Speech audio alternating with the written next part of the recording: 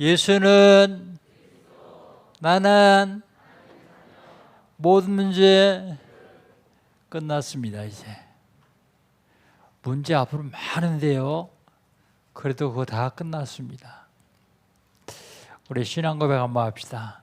주는 그리스도시요 살아계신 하나님의 아들이십니다. 믿습니까? 이것만 믿으면 끝납니다. 하나님께서는 우리에게 시간 말씀을 주십니다. 그리고 그 말씀을 언약으로 붙잡는 사람들을 통해서 말씀을 이루어 가십니다.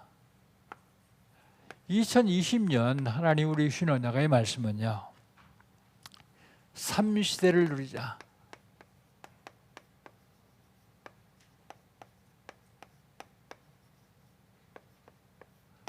무슨 시대입니까? 전도 집중 시대, 알리티 시대, 237 시대입니다. 전도 집중 시대에 어떻게 됩니까? 내 주변에 아직도 예수 믿지 않는 불신자 명단 적어놓고 기도 시작하는 것입니다.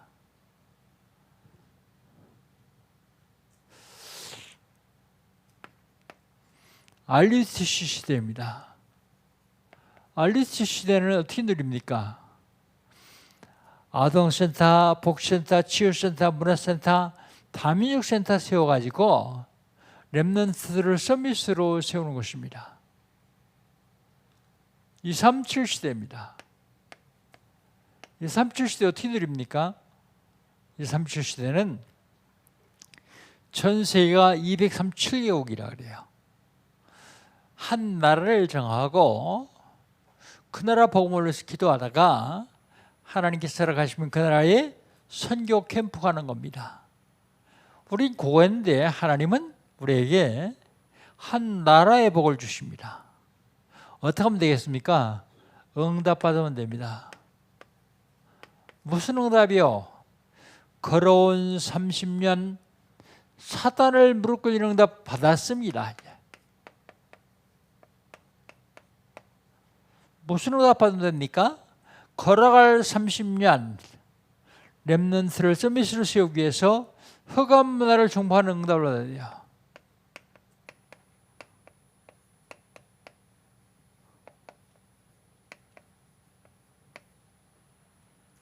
하나님이 주시겠다 그래요.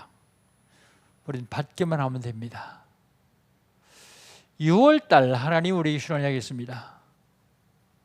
6월달 하나님 우리에게 주신 언약은요, 세상 살리의 최애 팀이요.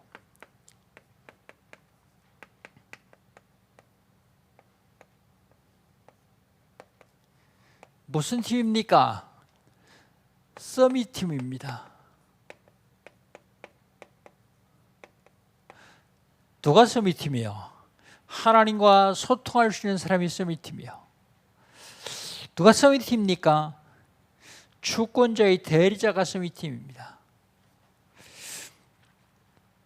여정을 알려주는 순례자가 서밋 팀이요. 하나님 우리에게 권세 주셨는데 그 권세를 누리는 사람들이 서밋 팀입니다.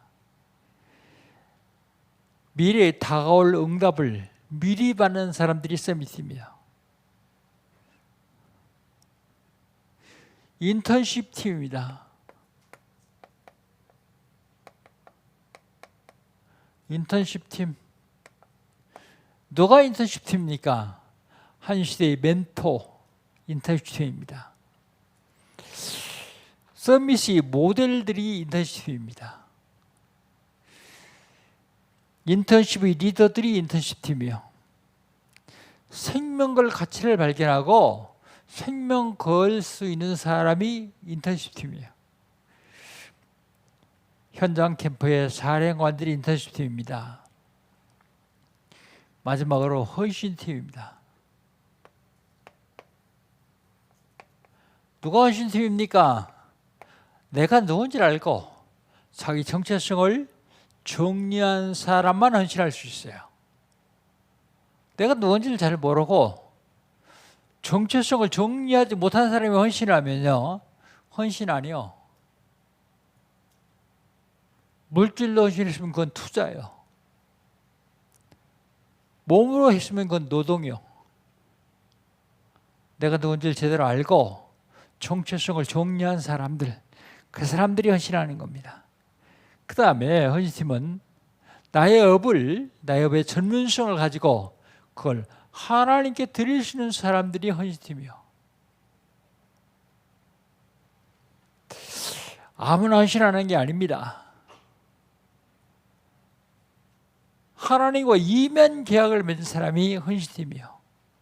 하나님께 이면 계약.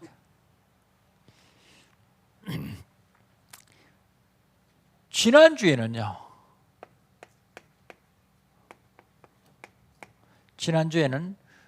후일에 당할 일.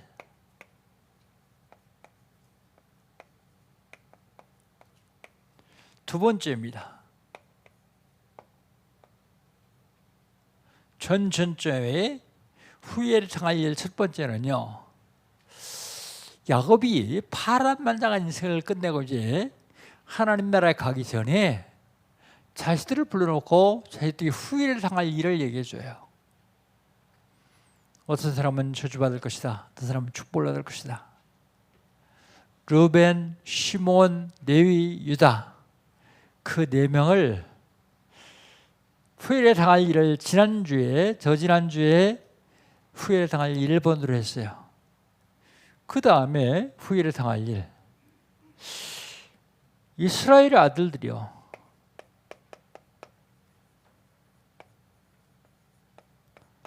이스라엘 아들이 12명이 있었는데 그 중에서 4명은 그 전에 얘기했고요. 그리고 두 번째로 이스라엘의 나엘의 아들 2명 있어요. 이스라엘 아들 6명의 후일에 당할 일을 얘기하는데 레아가 낳은 아들이 2명 있고요. 그 다음에 레아의 여종이었던 실바가 낳은 아들이 2명 있고요. 라헬이 여종이었던 비라가 낳은 아들이 2명 있어요. 그 다음에 라헬의 아들도 이스라엘 아들입니다. 그런데 라헬의 아들 중에서 요셉과 베냐민이 있어요. 12명의 되어질 일을 후일에 당할 일을 다 얘기한 다음에 유언을 합니다. 유언. 지난주에 제가 미션 드렸는데 유언장 써보라는데 써봤어요? 유언장 쓰면 자기 진심을 쓰게 됩니다. 자기 진심. 한 번쯤 써보는 게 좋아요. 써가지고 가지고 넣어도 좋아요. 왜요? 하나님이 갑자기 불러가실지 모르니까 자식들이 유언 못하고 그냥 가면 안 되잖아요. 유언장 써놓는 것도 좋습니다.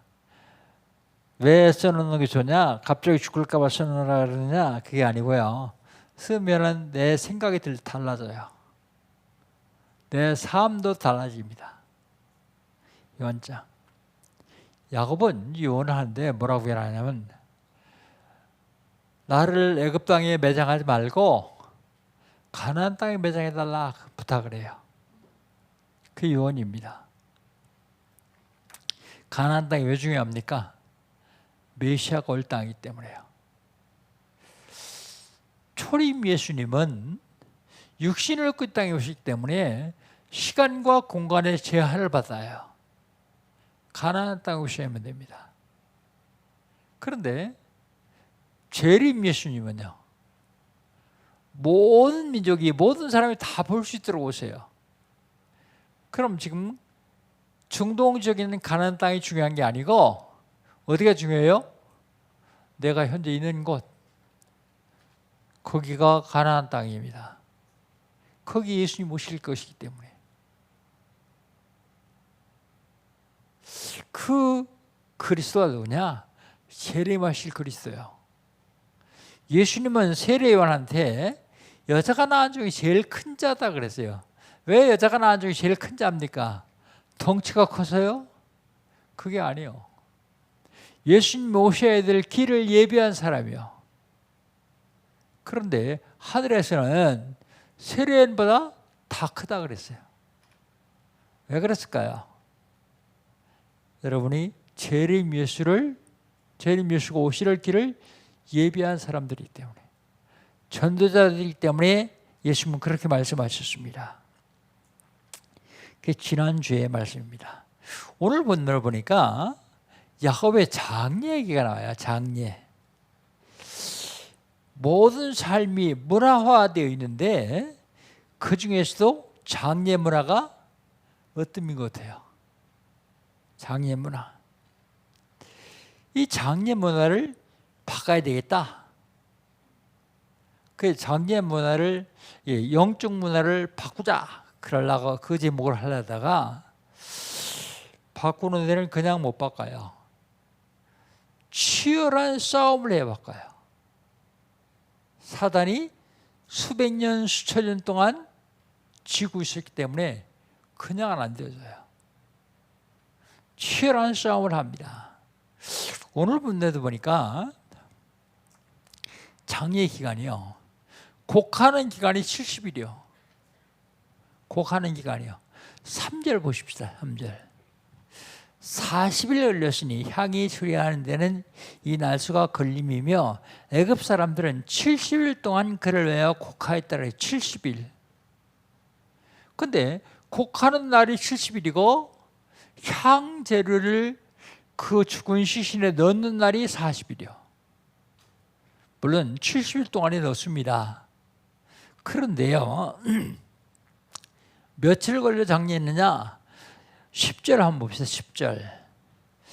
그들이 요단강 건너편 아닷 타장 마당에 이르러 거기서 크게 울고 애통하며 요셉이 아버지를 외워 7일 동안 애곡하였더니 그랬습니다. 7일.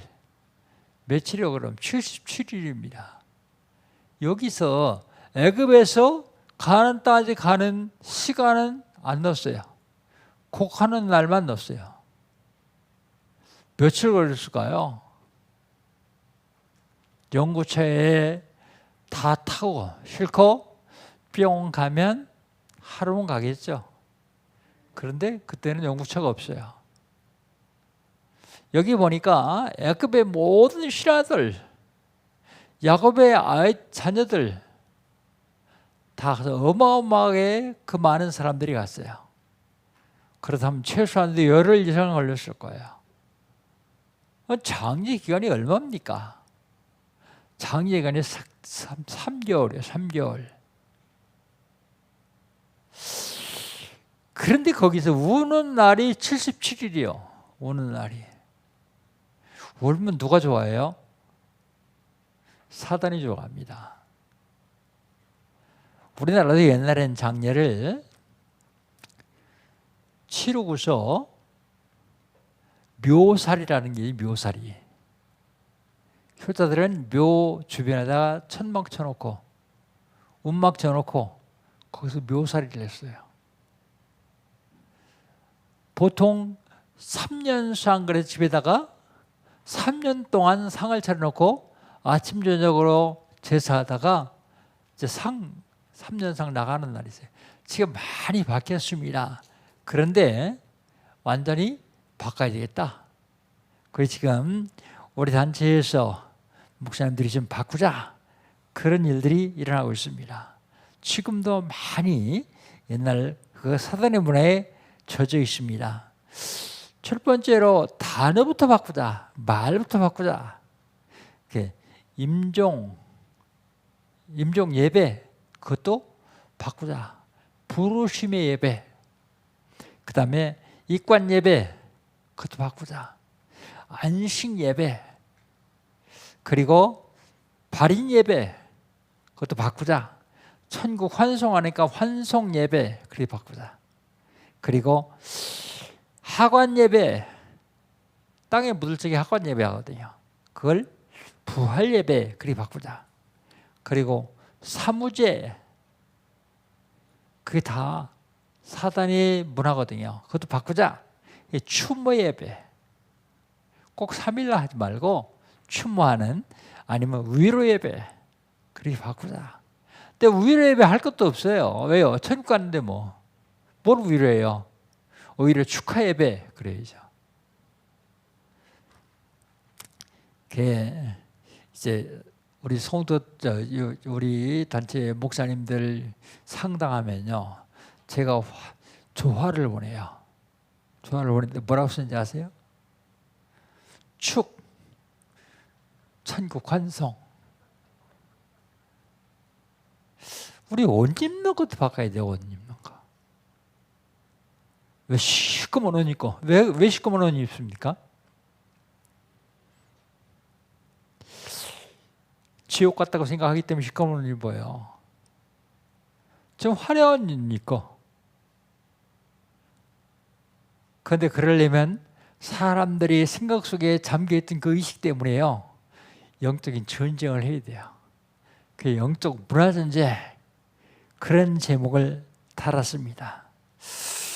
자, 영적 문화전쟁에서 승리하려면 어떻게 되겠느냐? 제목을요, 영적 문화전쟁 그랬어요.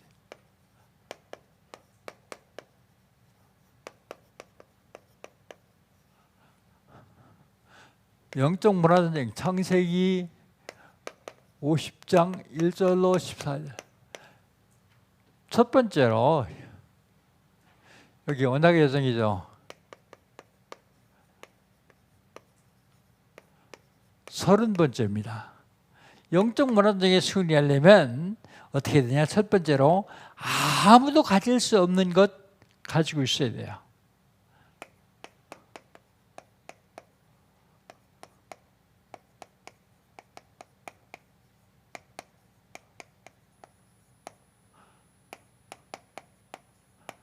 아무도 가질 수 없는 것 가지고 있어야 됩니다. 그게 뭡니까? 성삼위 하나님이요.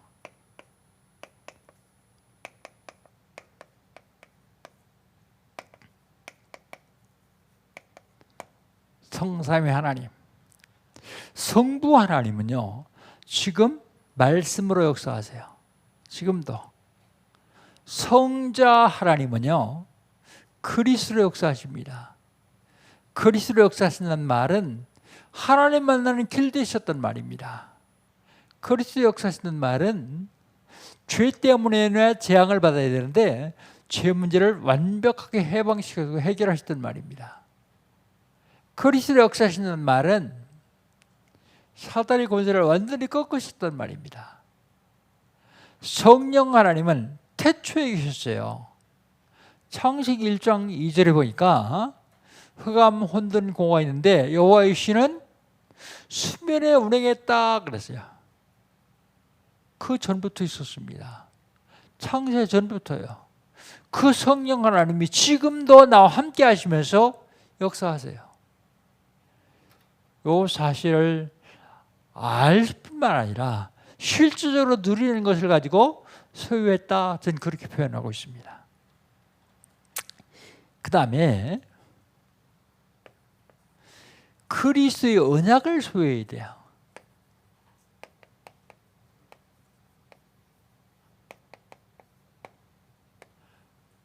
창세기 3장 15절 여자의 후손, 창세기 6장 14절 방주의 약속, 출애굽기 3장 18절 피의 언약, 이사야서 7장 14절 임마누엘 언약, 그리스도의 언약을 소유하고 있어야 돼요. 소유한다는 말은 내 것이라는 말이죠. 내 것. 그 다음에 권세를 소유해야 돼요. 권세. 권세 이미 와 있습니다. 언제요? 요한복음 1장 12절 영접하는 자 곧 그 이름을 믿는 자들에게는 하나님의 자녀가 되는 권세를 주셨으니 그랬습니다. 지금이 자격증 시대라고 하더라고요. 자격증을 시험 봐가지고 따는 게 자격증이요. 그런데요, 대통령이 양재철 오늘부터 체육부 장관 해. 그러면 그건 권세예요, 권세. 지금 여기서 권세란 말은, 권세를 해야 되는 말은 하나님께서 우애로부터 주신 권세, 그걸 소유하라는 말입니다. 그게 이미 와 있어요. 언제요? 영접할 때요. 어떻게 하면 소유합니까? 내가 누리면 돼요. 권세. 영적 문화전쟁에 승리하려면 두 번째로 아무도 할 수 없는 것 준비해야 돼요.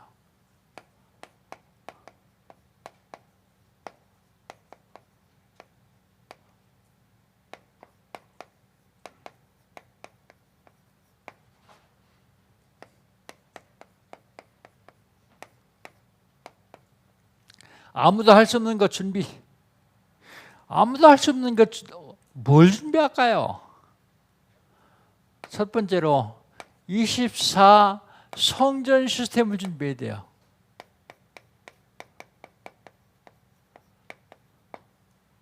이24 성전 시스템을 준비한다는 말이 무슨 말입니까? 교회에 237개국에 있는 사람들이 모여와서 예배하며 훈련받을 수 있는 성전을 만들어야 돼요.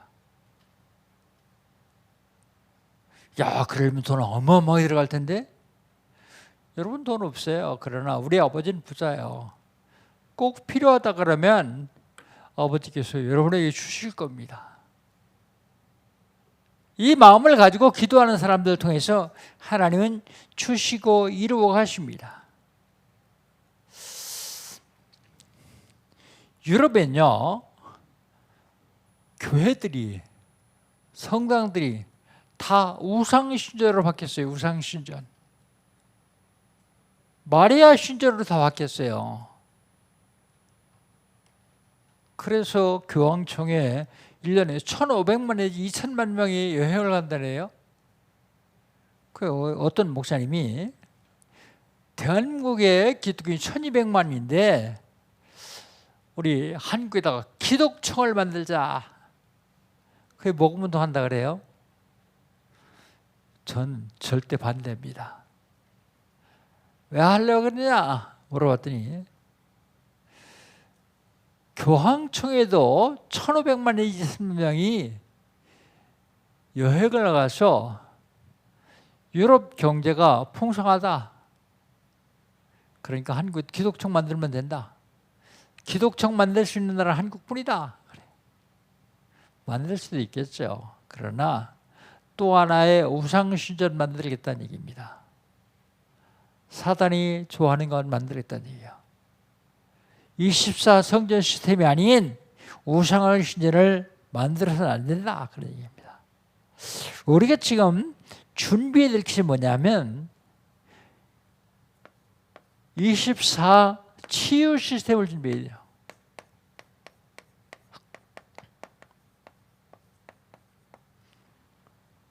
영적으로 고통당하는 사람들이 많이 있어요. 이거 치유해줘야 됩니다. 정신적으로 어려움당한 사람들이 많이 있어요. 육신적으로 어려움당한 사람이 많이 있습니다. 이들을 치유할 수 있는 치유 시스템 만들어야 돼요. 순수하게 복음만으로 치유할 수 있는 치유 시스템이요. 혹시 여러분 아프신 분이 계십니까? 기도 새로 시작하세요. 하나님, 우리 교회 치유 시스템 만들어가지고 나처럼 어려움 나하고 약한 사람들을 치유할 수 있는데 쓰임받게 해주세요. 그리고 기도 새로 시작하세요. 이게 큰 전도의 문이 됩니다.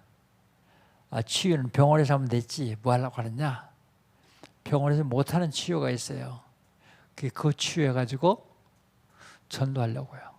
전도의 문 열려고요. 그 다음에 24 렘넌트를 서밋으로 만드는 시스템이요.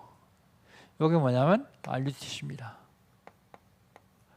우리 이곳에서 기도하죠. 새성전이라는 이름으로 기도하기 시작했습니다. 뭐 하려고요? 아동센터, 문화센터, 치유센터, 복지센터 다 다민족 센터 세워가지고요. 여기서 렘넌트를 서밋으로 만들려고 해요. 렘넌트를 서밋으로 만들려고. 여러분 이스라엘 나라에 성전이 3개가 있어요. 제1성전, 제2성전, 제3성전. 무너졌는데 다 무너졌거든요. 근데 무너진 이유를 보면 왜 무너졌느냐? 우상 숭배하는 신전이기 때문에 무너졌어요.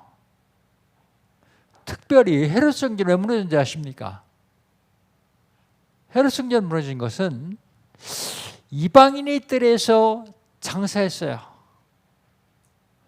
어린이의 뜰에서 동전 바꿨어요. 무너뜨릴 수밖에 없어요.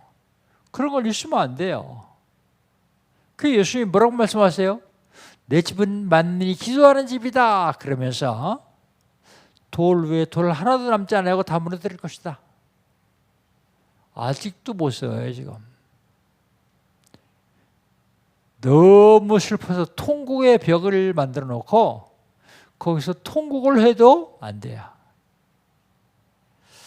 지금 하나님이 우리에게 아무도 할 수 없는 것 준비하라 그러세요. 예배당은 질 수 있습니다. 그런데 그냥 예배당이 아니에요.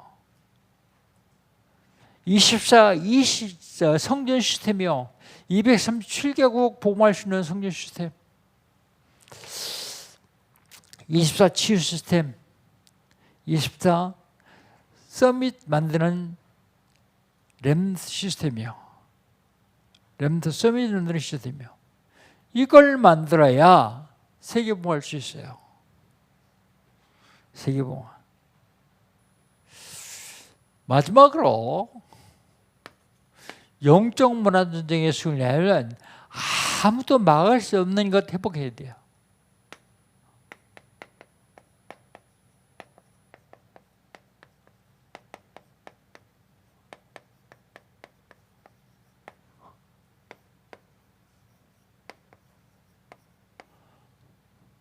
소유해야 되고 준비해야 되고 회복해야 됩니다. 아무도 막을 수 없는 것 회복하는 것은 우리 배경을 회복해야 돼요. 배경. 우리 배경이 어디입니까? 우리 배경은 하늘 보좌예요. 하늘 보좌. 지구상에서도 가장 큰 복을 받은지 아십니까? 한번 따라하세요. 나. 여러분이 지구상에 제일 큰 복을 받았어요. 왜 그렇습니까? 구원받았잖아요. 단순하게 구원받은 게 아니라 237개국 살릴 수 있는 복음 받았잖아요. 불신자 앞에 놓고 그리스도를 설명할 수 있을 정도로 복을 받았잖아요.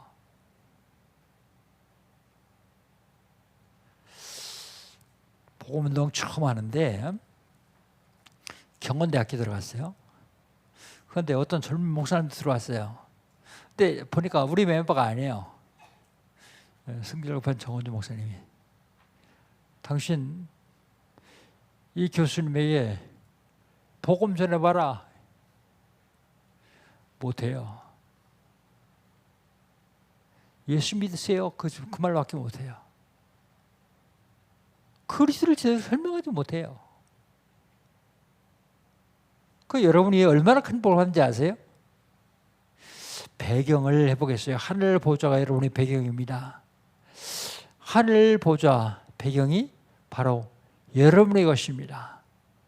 그렇다면 여러분 가는 곳마다 하늘의 군대와 천사가 동원되어져요.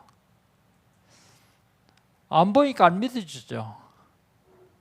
히브리서 1장 14절 모든 천사는 부른 영으로서 구원을 후사를 섬기라 버려 아니냐 그랬습니다. 예수님은 뭐라고 말씀하세요? 마태복음 18장 10절에서 어린 소다 하나도 없이 죽지 말라. 저의 천사들이 날마다 하늘에서 내 아버지의 얼굴을 뵙느니라. 누가 여러분 없이 죽이면요, 여러분 섬기라고 보낸 천사가요 하나님께서 일른대요. 여러분이 누군지 아세요?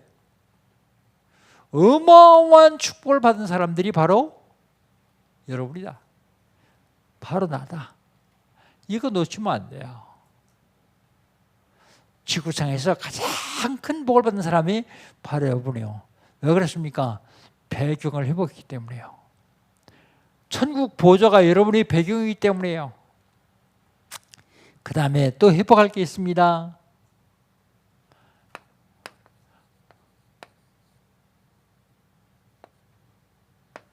두 번째 회복할 게 권세입니다. 영원한 권세를 회복합니다. 영원한 권세. 사망 권세를 이겨버렸습니다. 언제요? 예수님께서 부활하실 때 사망 권세가 완전히 꺾였습니다. 죽음의 권세가 박살났단 말입니다. 예수님의 부활이 첫 열매예요. 그렇다면 여러분은 그 다음 열매예요. 그렇다면 사망 권세를 여러분이 완전히 꺾었단 말입니다. 근데 지금도 사실은 긴가민가하고 잘 모르고 의심하는 때가 많이 있죠. 괜찮아요, 그래도. 왜요? 지옥 갈 사람은 의심도 안 해요. 의심하는 그 자체가 벌써 여러분 구원받았다는 증거입니다. 지옥 권세를 무너뜨리고 영원한 보장을 받았습니다.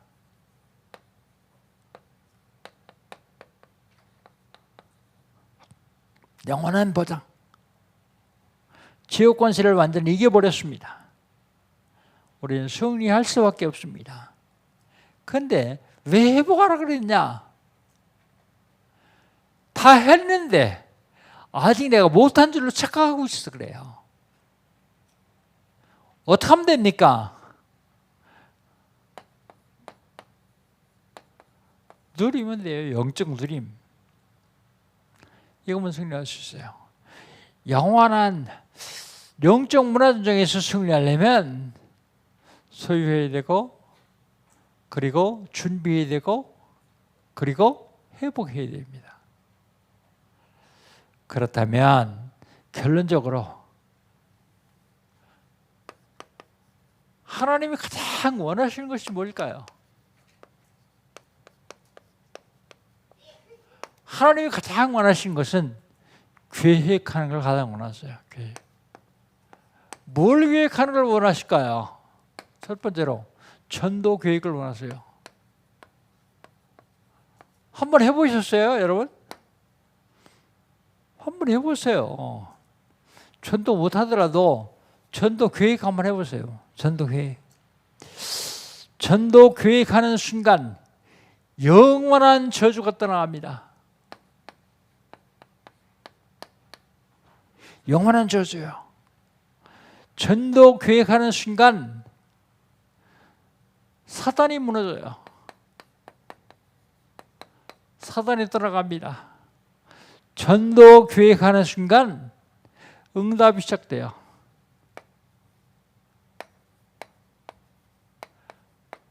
그런데 우리는 이건 하려고 하지 않고 이것만 하려고 그러죠. 거꾸로 하려고 그래요. 전도 계획 한번 해보세요. 어떤 일이 일어나는지 볼 수 있을 것입니다. 두 번째로 뭘 계획하느냐? 성전 계획입니다.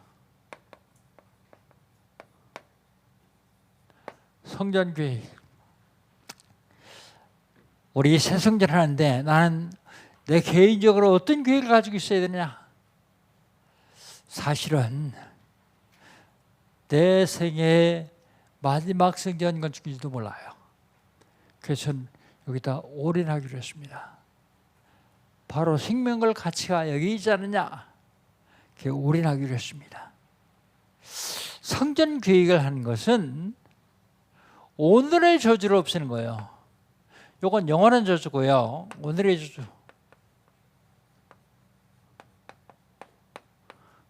성전 계획, 오늘의 저주를 없애는 것입니다.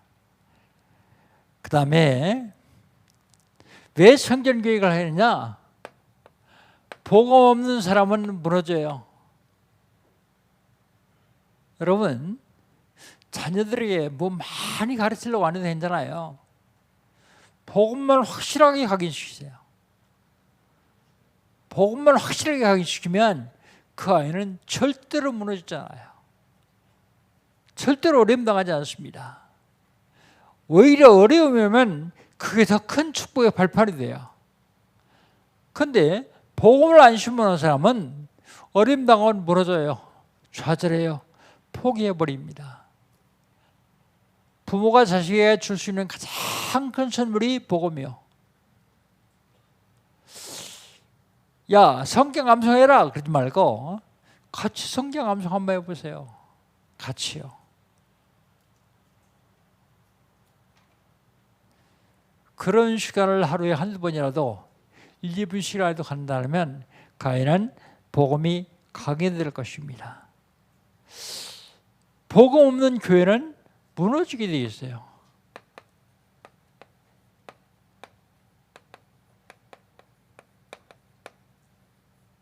복음 없는 교회.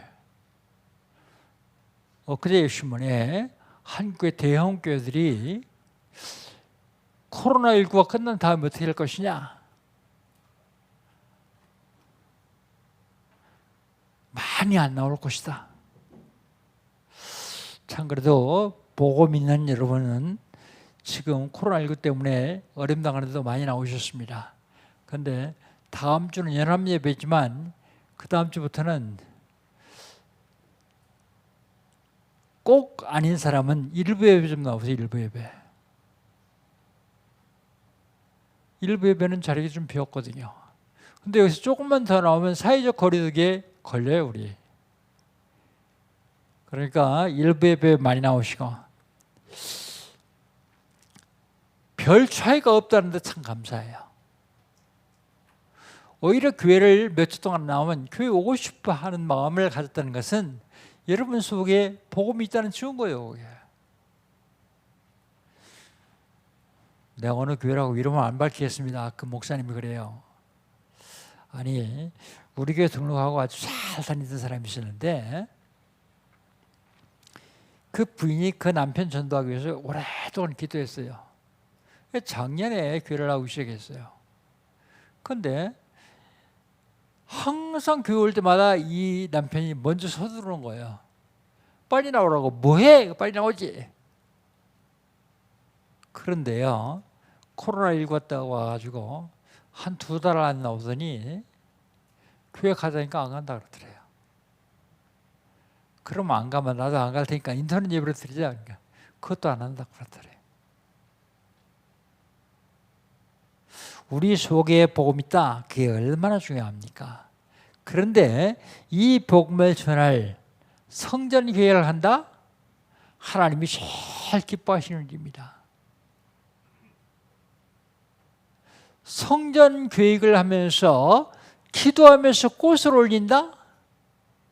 하나님이 굉장히 기뻐하시는 일이요. 왜요? 기도로 완성하기 때문에요.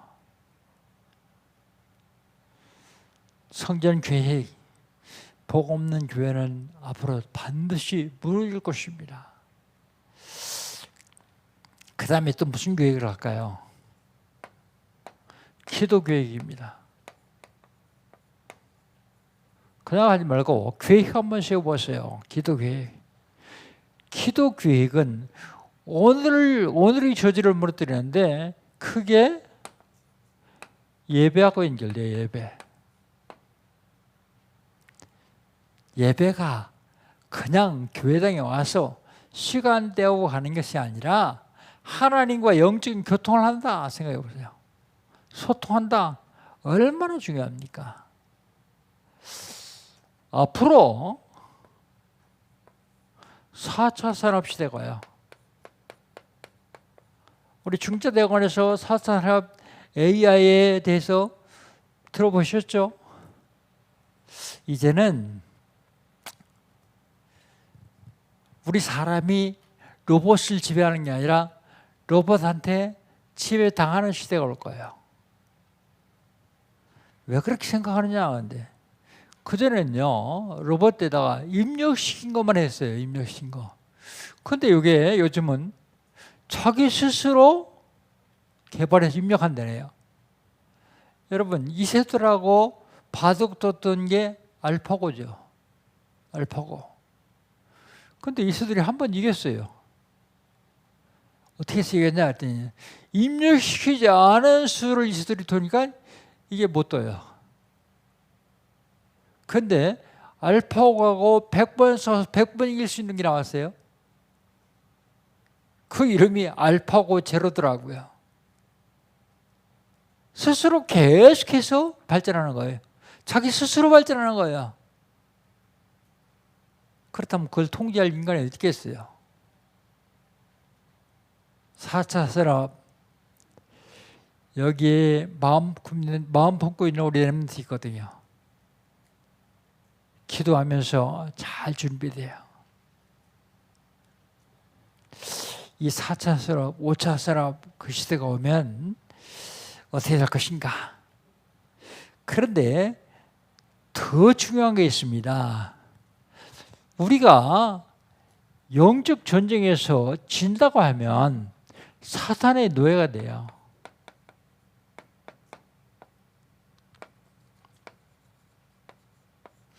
진 자는 이긴 자의 노예가 되기 때문에 영적 전쟁에서 진다고 하면 사탄의 노예가 됩니다. 여러분, 우리 앞으로 되어질 일을 좀 한번 생각해 보세요. 앞으로 되어질. 만화가들이 만화를 그리는데 보통 사람들이 생각보다 한 50년 앞선 것 같더라고요. 근데 그들이 그렸던 것이 지금 다 그대로 이루어지고 있어요. 근데 얼마 전에 보니까 자동차가 어디로 다녀요? 길로 다니잖아요. 근데 자동차가 공중으로 다니는 만화가 나왔더라고요.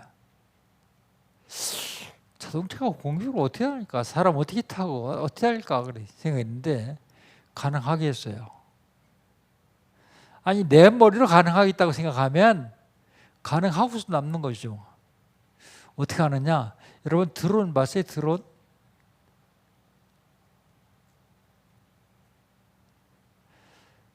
드론을 마음대로 움직일 수 있다면 좀 크게 만들어서 이제 공중으로 다니는 영업용 택시도 나올 거예요.